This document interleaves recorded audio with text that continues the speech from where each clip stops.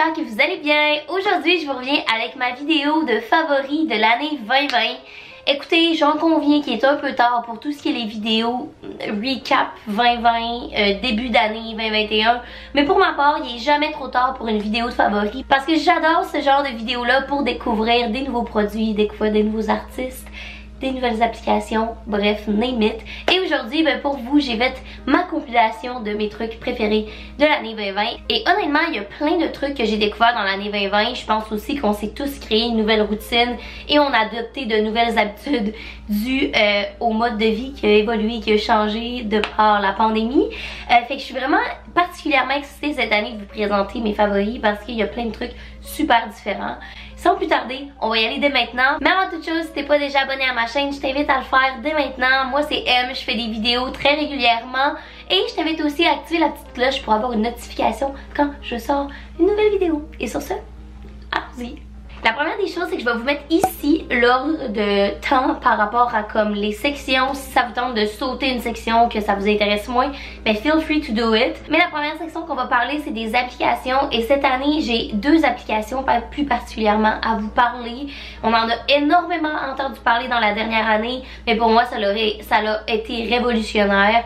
La première, c'est Headspace, que vous connaissez déjà très bien. Je vous en ai déjà parlé. Headspace, c'est une application de méditation que j'adore particulièrement. Ça fait 3 ans que j'ai mon abonnement, mais durant la pandémie, je peux vous garantir que ça leur a été d'une très grande aide. J'adorais l'application parce que elle s'est tellement renouvelée durant la pandémie pour offrir le meilleur support à ses utilisateurs. Que ce soit les chansons de concentration pour quand je travaillais, que c'est juste du white noise, que ce soit les méditations guidées pour quand tu prends une marche, pour te rappeler d'être grateful, les méditations justement de gratitude. Maintenant il y a un petit journaling de gratitude aussi directement sur l'application. Il y a des méditations guidées, non guidées. Pour moi Headspace, ça leur a vraiment été comme part of my daily routine. Pour vrai là, je l'utilisais à chaque jour, que ce soit en me réveillant ou en me couchant, même durant la journée quand je prenais des marches. Je me rappelle le premier confinement, ça leur a été mon meilleur ami. Puis parfois même j'allais courir puis j'utilisais l'application pour tout ce qui est justement la respiration durant un entraînement. Justement, la deuxième application que je vous présente, c'est Peloton, qui est une application que j'ai commencé également à utiliser en raison du confinement. Peloton, c'est une application d'entraînement guidée avec des coachs certifiés. Mais ce qui est cool de cette plateforme-là, c'est que c'est ultra diversifié. Donc ça peut vraiment te faire découvrir tout type d'entraînement et te permettre de bouger si par exemple t'as pas l'espace nécessaire pour le faire, que t'as pas d'équipement. Il y a autant de la méditation, encore une fois, du yoga, du bootcamp où il va te faire plein de petits entraînements, des entraînements avec un vélo stationnaire, des entraînements pour courir. Moi, ce que j'adorais le plus sur Peloton, puis vous m'avez vu en stories en parler beaucoup, c'est les HIIT workouts. Donc c'est des 20-30 minutes super intenses mais que tu vraiment fais un bon travail. Et j'adorais aussi tout ce qui était les entraînements musculaires, donc en force. Ça leur a vraiment été mon alternative à ne pas pouvoir aller au gym parce que pour ceux qui me suivent depuis quand même longtemps, vous savez que j'étais vraiment rendue assidue au gym. J'y allais comme 3-4 fois semaine. C'était vraiment une belle façon pour moi de prendre soin de moi, de zone out, de vraiment me concentrer sur ma personne. Donc quand les gyms ont fermé, ça a été vraiment difficile sur le moral. Durant l'été, c'était plus facile parce que je pouvais aller courir, m'entraîner dehors. Mais présentement, Peloton me sauve excessivement. Je prends ça. Il y a des jours aussi où ça me tente vraiment pas de m'entraîner. Puis je vais juste faire les cardio dance. Fait que c'est genre un dance party. Je vous le conseille vraiment. C'est tellement bien fait. Puis si vous avez un vélo stationnaire ou un tapis roulant, ben vous êtes tellement chanceux parce qu'il y a plein de workouts consacrés à ça également. Deuxième catégorie, c'est la catégorie de livres. Et si vous me suivez, vous savez à quel point j'adore la lecture. Honnêtement, une des choses que 2020 aura amené de bon, c'est de me faire renouer avec la lecture. Et j'ai de nombreux livres à vous présenter qui ont été des favoris. Honnêtement, dans mon année 2020, je dois avoir lu au moins 40 livres, c'est pas des blagues. Mais là, aujourd'hui, j'ai cut down à 6 livres à vous présenter, ce qui est très bon pour moi.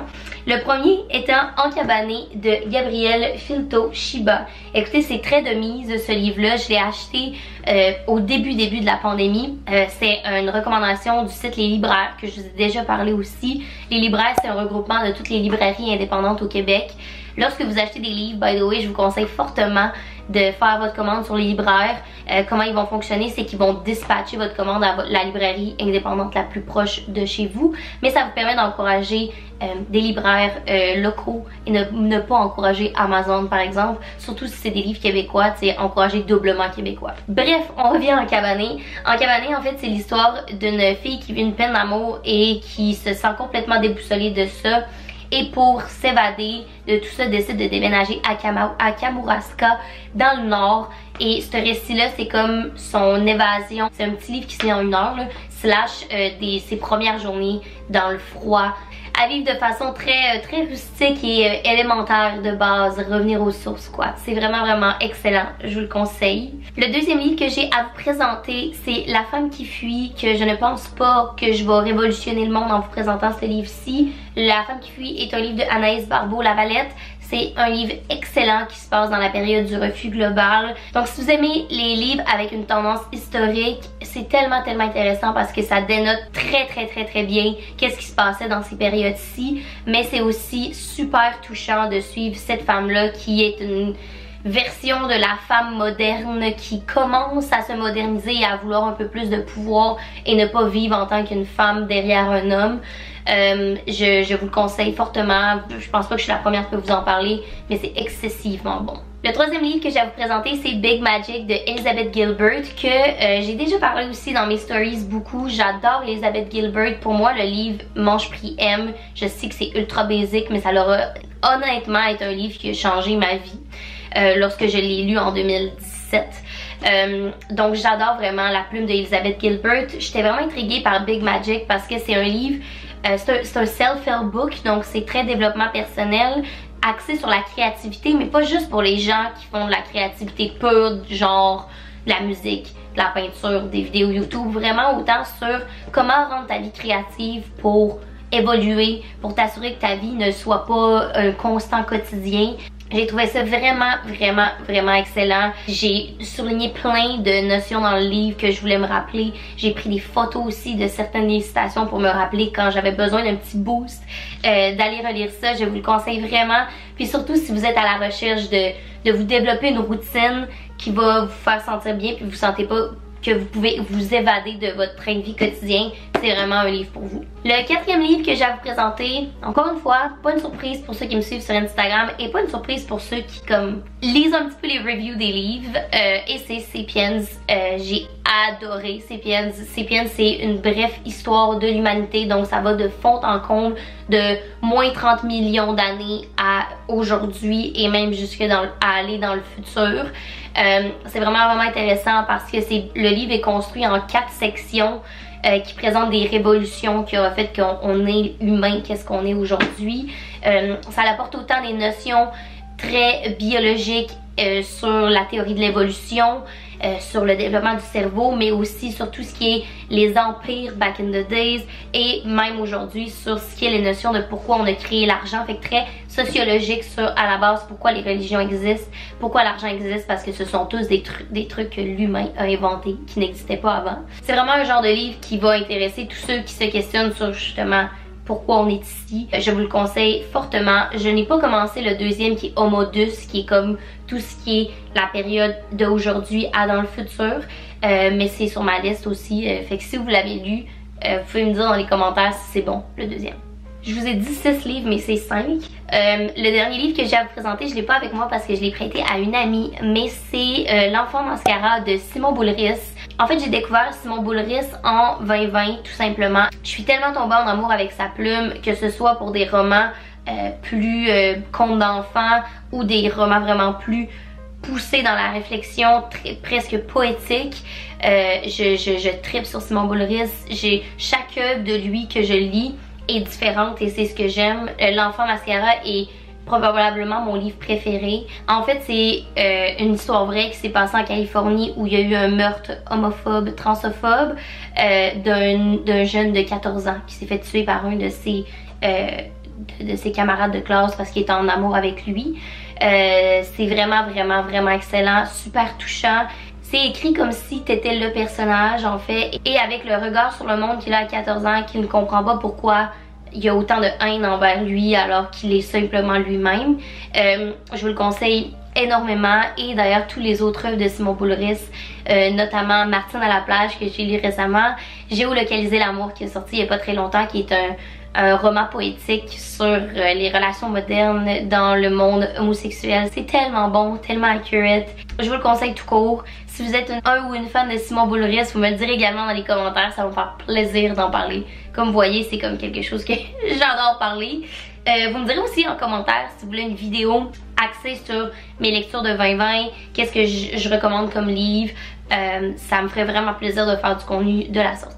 Alright, passons à la section musique, et encore une fois je vais y aller très rapidement parce que j'ai énormément découvert d'artistes cette année, et le mot artiste c'est quand même juste parce que cette année je voulais, quand j'écoutais quelque chose que je trouvais bon, vraiment aller creuser dans l'artiste et pas juste écouter des chansons populaires qui sont dans le top 100. T'sais, je voulais me questionner sur le processus créatif derrière, puis c'est qui l'artiste qui chante cette chanson-là. Et le premier groupe que je vais vous présenter, c'est Sans Surprise. Écoutez, si vous êtes mon ami, vous savez à quel point je tripe sur Glass Animals. Cette année, précisément le 8 août dernier, ils ont lancé leur album Dreamland que j'attendais avec impatience. Je me rappelle encore du moment où j'étais en Gaspésie, qu'ils ont lancé cet album-là, et que j'ai dit à Laurence qu'il fallait attendre avant de se rendre au vignoble. Moi qui ai dit attends à de l'alcool pour écouter l'album au complet et lire les paroles de toutes les chansons. I'm pretty obsessed, I know, mais c'est un excellent album. Si vous aimez ce que Glass Animals fait, c'est quand même différent, mais d'autant plus pertinent. Je vais pas m'étaler sur l'histoire de l'album parce que comme ça pourrait être très long, mais s'il vous plaît, allez écouter cet album là, c'est excellent. Dans la même ordre d'idée, bien sûr que je ne pouvais pas passer à côté de l'album Chromatica de Lady Gaga. Honnêtement, on repeat, ça a été l'album probablement après Dreamland que j'ai écouté le plus dans mon année 2020.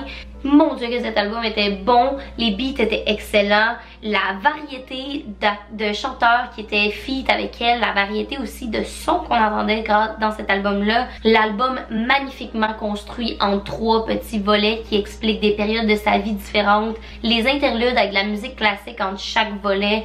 Honnêtement, c'était du pur génie. Si vous n'avez pas écouté cet album-là, vous devez l'écouter de fond en comble, de long en large. Asseyez-vous, prenez un verre de vin, écoutez ça. Vous me remercierez après. Là.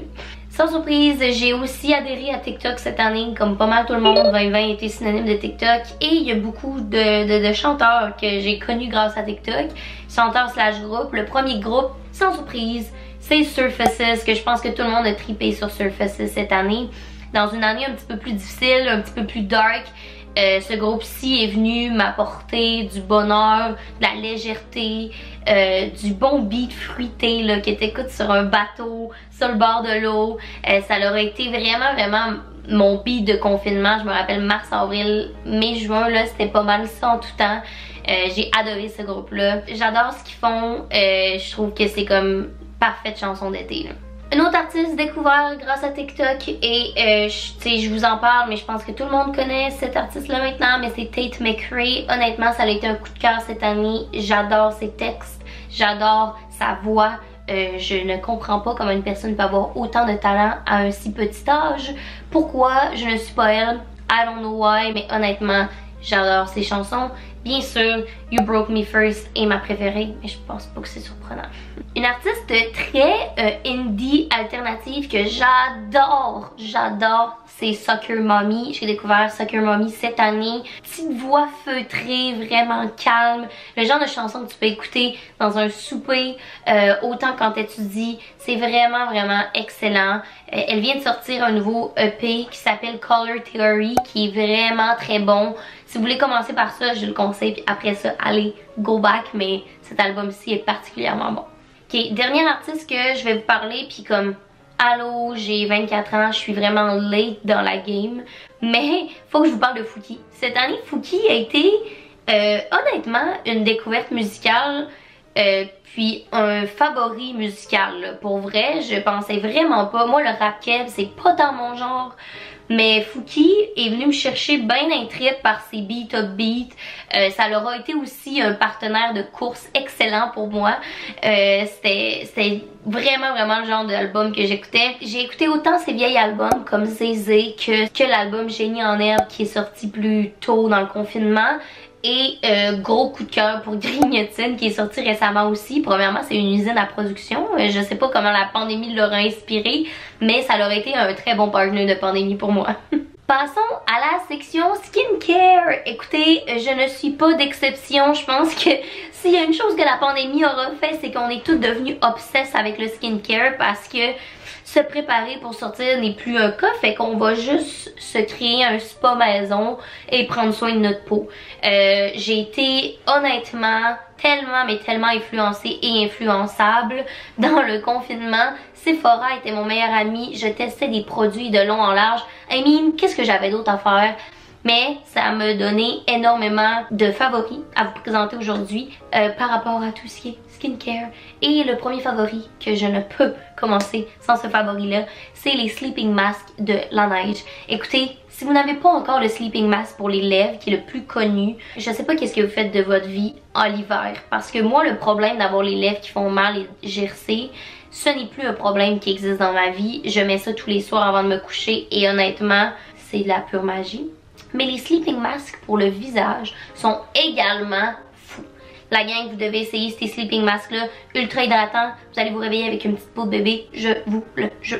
Crème hydratante que j'ai adorée en 2020, je l'ai testée plus dans le mois d'avril-mai. C'est de la marque Fresh, la crème Lotus, je me rappelle plus du nom exact, ok, je vais vous mettre la photo ici. Mais c'est une crème tellement fraîche, tellement vivifiante. Automatiquement quand je mettais cette crème là, j'avais un teint vraiment plus lumineux. Il y avait beaucoup de monde qui me disait ouais, on t'es-tu allé genre au soleil, prendre un bain de soleil? C'était juste cette crème-ci qui rendait vraiment juste mon teint vraiment plus clair et lumineux. C'est vraiment une crème que je vous recommande. Elle se vend au Sephora. Vous allez aussi l'adorer par son odeur très fraîche bien sûr et justement le feeling fresh. Genre quand tu l'appliques, c'est plus un gel crème que du côté crème. Je recommande à 100%. Ok, le prochain produit, c'est un produit que j'avais déjà tellement entendu parler mais que je croyais pas, ok? J'ai commencé à être sur la liste PR de Mario Badescu en décembre et honnêtement, vous dire à quel point j'étais excitée, ce serait un euphémisme. Mais le produit que j'avais le plus hâte d'essayer, c'est le Tonic Rose Water que tout le monde parle sur Instagram. C'est vraiment game changer. Ce produit-là avait un effet nettoyant en profondeur au point que j'avais une journée où je sentais qu'il fallait que je m'exfolie la peau excessivement beaucoup pour enlever tous les petits bumps que j'avais. J'avais un bouton que je sentais qu'il allait sortir. Mon teint était bleu. J'appliquais ce spray là et je vous le jure, le lendemain matin quand je me réveillais, c'est comme si c'était une potion magique qui réglait tous les problèmes. J'ai pas une peau à tendance à problème quand même, là, mais tous les petits problèmes que j'avais, que ce soit des wrinkles de fatigue, justement ce que je vous disais, le teint fade, les petits bumps parce que la peau est inégale, je vous le jure, ça réglait tout. Je comprends pas. C'est magique, c'est une potion magique. Et last but not least, j'avais pas le choix de parler de ce produit-là. C'est le masque vitamine C de GM Collin. Ce masque-là est complètement fou. Ma routine normale, là, quand je sentais que ma peau était en train de se détériorer, là, genre je faisais ça aux 2 semaines environ, c'est de m'exfolier la peau avec n'importe quel exfoliant. Ensuite, de faire un masque à l'argile pour nettoyer tout ce qui était comme pour en fait rafraîchir ma peau et la rendre comme clean slate. Et après ça, j'appliquais ce masque là de vitamine C et je dormais avec. C'est aussi une habitude que j'ai commencé à faire là, de prendre un masque super hydratant et de juste dormir avec pour vraiment avoir le plus optimisé les bienfaits. Et ce masque là à la vitamine C, premièrement, est fait pour nourrir ta peau. Donc c'était super hydratant. J'avais la peau glowy quand je me réveillais. Mais la vitamine C aussi vient justement activer ton teint et le revivifier. Fait que c'était, je vous jure, j'avais une peau glowy slash le teint vraiment plus unifié. C'est magique. C'est vraiment magique comme masque. Si vous cherchez un bon masque hydratant justement qui va venir unifier, revivifier votre teint, c'est vraiment un masque que je vous recommande. Qu'est-ce qu'on avait d'autre à faire dans le confinement que d'écouter des séries? I don't know. Fait qu'on est déjà rendu à la section 3 de la vidéo qui est mes séries préférées pour l'année 2020. Encore une fois, il y a des séries qui sont pas nouvelles, mais comme... I mean, j'avais juste envie à browser sur Netflix, fait que peut-être que j'ai pris des séries qui étaient pas nouvelles pour vous, mais qui pour moi ont été des crushs de 2020. La première étant Et c'est genre la plus old que je vous nomme, mais c'est Gilmore Girls, que je n'ai pas encore fini d'ailleurs, fait spoilez-moi pas dans les commentaires. Je suis rendue à la saison 4,5-ish. Et je trippe tellement sur cette émission-là. Pourquoi personne m'a jamais dit d'écouter ça avant? Moi qui est une fan finie de Friends, ça c'est genre la perfection incarnée, la relation parfaite entre une mère et une fille. L'émission nostalgique, la plus nostalgique, ça a été tellement une émission réconfort. Le pire dans tout ça, c'est que j'ai commencé à l'écouter cet automne seulement. C'était une émission parfaite à écouter dans le temps de l'automne. C'est mon coloc qui me dit « faut que tu écoutes Gilmore Girls » et honnêtement, merci à Charles. Si vous n'avez pas écouté cette série-là encore, s'il vous plaît, c'est disponible sur Netflix, vous n'avez aucune raison de ne pas le faire. Une autre série que j'ai écoutée dans le confinement et que j'ai adoré, c'est Modern Family. J'ai tellement binge-watch Modern Family, là. Je pense qu'il y a comme 10 saisons et je l'ai fini en probablement 4-5 mois. Mais écoutez, avant de me juger sur mon binge-watching, faut que vous me compreniez, moi je suis le genre de personne qui a toujours une série en background, genre des fois quand je travaille, je vais me mettre une petite série. Peut-être faudrait pas que je dise ça, là, mais c'est la vérité. Quand je me prépare, quand je mange, quand je soupe, quand je me spray tan, name it. Et Modern Family, c'est des petits 20 minutes bonbons. J'ai adoré les personnages. Je trouvais qu'ils étaient tellement bien écrits, tellement bien exécutés. J'ai trouvé ça drôle, j'ai trouvé ça réconfortant. C'était parfait pour un confinement, pour avoir de quoi de léger. Je vous le conseille si vous l'avez pas encore écouté. Alright, can we talk about la saison 2 de Dead to Me? Si vous n'avez pas écouté Dead to Me sur Netflix, well, you're late, premièrement. Deuxièmement, la deuxième saison est sortie en plein milieu dans le premier confinement, là, genre mars-avril, je crois. Et la gang, I'm not kidding, je l'ai terminée en une soirée. C'est comme pathétique que j'ai commencé à 9h le soir et j'ai binge-watch 8 épisodes jusqu'à comme maillir au final parce que j'avais pas étiré le plaisir, mais c'était trop bon, fait que je pouvais pas le mettre comme dans mon highlight de 2020. Sérieusement, si vous n'avez pas écouté Dead to Me, c'est une mini-série de Netflix, fait que 8 épisodes par saison. S'il vous plaît, faites-vous ce cadeau-là. On est rendu à la dernière section de la catégorie qui est la catégorie random. Et pourquoi qu'il s'appelle random? Ben c'est juste parce que c'est plein de trucs random qui finalement cette année, genre je les ai appréciés plus que qu'est-ce que ça devrait être par rapport à des objets. Et la première des choses, c'est mon Super Puff de Aritzia. J'ai tellement, mais tellement de questions par rapport à ce manteau-là quand je poste une photo sur Instagram. C'est le Super Puff de Aritzia dans la couleur noire lustrée, la taille XX small et c'est le shorty, fait qu'il est court ici, un peu crop. Voilà. Ça l'aurait été dit. Ensuite, je voulais vous parler de marqueurs. C'est pas une joke. Si vous êtes des fans de papeterie comme moi, d'agenda, de to-do list, d'ailleurs, vous savez que sur Instagram, je parle toujours de mes to-do list. Un jour, je suis allée au Archambault à Chicoutimi et je me suis dit, il me faut des nouveaux marqueurs. Je suis tannée des marqueurs que j'ai actuellement. Et j'ai acheté ces marqueurs-là qui sont comme couleur pastel. Et oh mon Dieu, je suis obsédée par la couleur, par la mine, partout. Voilà, fait que si vous cherchez des bons marqueurs, there you go. Un autre favori de cette année, c'est Ana Luisa. Écoutez, ça fait 1 an que j'ai les oreilles percées. J'avais les oreilles percées plus jeune et je faisais beaucoup d'infections. Ce qui a fait que j'ai arrêté d'en porter parce que ça me faisait mal. L'année dernière, je m'ennuyais d'avoir les oreilles percées. Fait que je suis allée me faire repercer et je me suis dit je vais investir dans des bons bijoux pour pas que ça m'arrive ce problème-là. Et Ana Luisa était vraiment mon coup de cœur au niveau bijoux. Ana Luisa, c'est une marque que j'ai collaboré avec eux dans le passé et que j'adore de par les valeurs de cette marque-ci qui est de ne pas te faire payer de price markup sur un bijou high-end que tu vas payer juste pour la marque. C'est tout fait à partir de métaux recyclés. Ils sont carboneutres également et les bijoux sont magnifiques, d'une délicatesse comme ça se peut pas. Présentement, je vous montre plusieurs bijoux que j'ai deux, mais ces boucles d'oreilles-ci viennent de Ana Luisa également. Tomber en amour avec des bougies, pas nouveau pour elle parce que je suis une maniaque de bougies. Bath & Body Works, ils ont un compte à mon nom quasiment.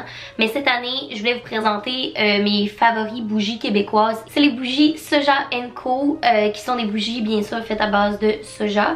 Et les fragrances de ces bougies-là sont vraiment exceptionnelles. Présentement, ce que vous voyez dans le background, c'est la bougie Feu Tiquant qui sent comme le bois brûlé, super enveloppant, réconfortant. Charles et moi, on a aussi la bougie vanille, ambré et sapin. Et il y a aussi, ça c'est dans la collection comme bois hiver, fait qu'il y avait aussi à l'épinette, c'est fou comment ça sent bon. Mais ils ont plein de bougies différentes, je vous le conseille vraiment. La qualité est excellente. Et regardez comment elle est belle là, genre, come on guys. Vous savez que j'aime un bon spray tan, c'est pas nouveau, vous savez que j'aime me self tan si je peux pas aller au spray tan. Et cette année, j'ai découvert les produits Datso et je suis kind of obsessed. Plus particulièrement avec le spray tan on the go qui est une brume qui est comme un push là, que tu te passes où tu veux, que tu veux spray tan on the go vraiment rapidement. Ça ressemble à comme un genre de maquillage rapido avec le même vaporisateur que du spray net. J'ai adoré ce produit là honnêtement dans des journées où je sentais que comme j'avais la mort dans le visage puis que j'étais très cadavérique, je faisais juste me faire 3-4 sprays de ça et les gens me demandaient mon teint venait de où. Ben mon teint vient d'une petite cacane de produits Datso, fait que je vous le recommande fortement si vous n'êtes pas familier avec le self tan justement en mousse. C'est une très bonne alternative pour vous ça également. Qui n'a pas entendu parler de We're Not Really Strangers durant le confinement? Si c'est pas le cas, vous habitez dans une grotte parce que je pense que ça le boom. Je pense même que le jeu était out of stock durant un moment. We Are Not Really Strangers, c'est un jeu de société pour apprendre à connaître l'autre, à vraiment connecter avec une personne. C'est vraiment le genre de jeu cool à jouer avec tes amis, avec tes parents. Pour apprendre à les connaître davantage, on a Deeper Level. C'est vraiment un jeu que j'ai adoré jouer. Dernière chose que je voulais vous parler dans ma catégorie random, c'est du matcha. Encore une fois, je suis tellement basic, sérieux, tout le monde a parlé des mêmes affaires en 2020, mais j'étais déjà une fan de David City depuis très longtemps. Écoutez, j'étais dans un groupe fan de David City quand j'étais en secondaire 3-4. Mais je m'étais jamais prêtée au matcha. Je me suis dit c'est en 2020 que je voulais découvrir le matcha et oh my god que je suis obsesse. Je trippe là-dessus. C'est tellement apaisant puis soothing de me faire mon petit matcha latte tous les matins. Je suis profondément en amour. Pour vous dire là, écoutez, il y a eu des moments où j'oubliais même de boire du café puis je buvais du matcha. Ce n'est pas chose commune dans la famille Lévesque, je vous le garantis. Hey, fait que voilà la gang, c'était ça ma vidéo de favoris 2020. Si ça vous tente de vous prêter au jeu, pourquoi pas que vous utilisez les catégories que j'ai faites pour cette vidéo-ci pour me dire vos favoris. Ça me tente toujours de découvrir des nouveaux produits. Grâce à vous, ça serait une super belle échange dans les commentaires. Et sinon, ben, j'espère que vous avez apprécié la vidéo. Si oui, n'hésitez pas à laisser un thumbs up, à vous abonner à ma chaîne si ce n'est pas déjà fait. Et sur ce, nous on se revoit très bientôt pour une prochaine vidéo. Bye!